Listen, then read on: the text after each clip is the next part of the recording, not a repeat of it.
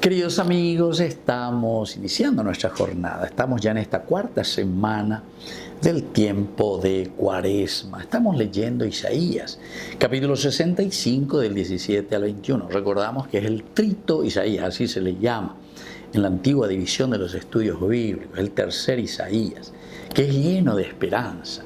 Porque Yahuatabe en Ayebas Ayapo Beñandera Pepona, tiempo de Cuaresma, tiempo de conversión.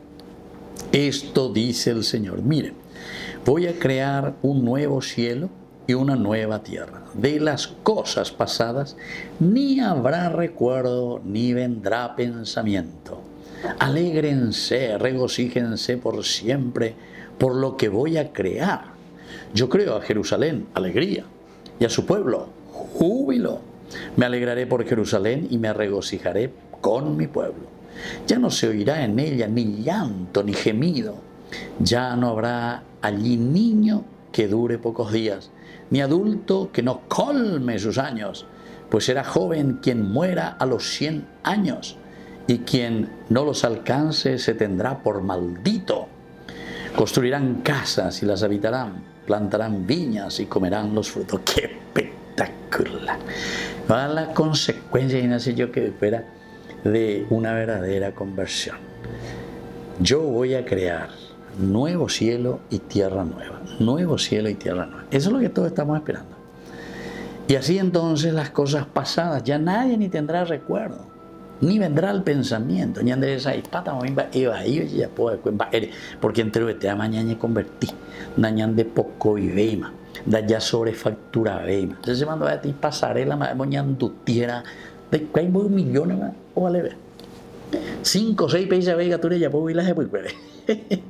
Entonces, pero aquí dice, ya no nos acordaremos nada. ¿Por qué? Y porque nos arrepentimos y decimos, Señor, hicimos mal, y le devolvemos al pueblo lo que tiene que ser. Porque si no, ya hay puro para otras cosas. Regocíjense, alégrense por siempre por lo que voy a crear. Alégrense por siempre por lo que voy a crear. Yo creo alegría, yo creo júbilo. Esto es lo que necesitamos, la alegría. Aroriña de Yahweh Koana lleva. Usted hace yo que fuera signo, criterio esencial y fundamental de que estamos bien, ¿entienden? Ese es el criterio fundamental.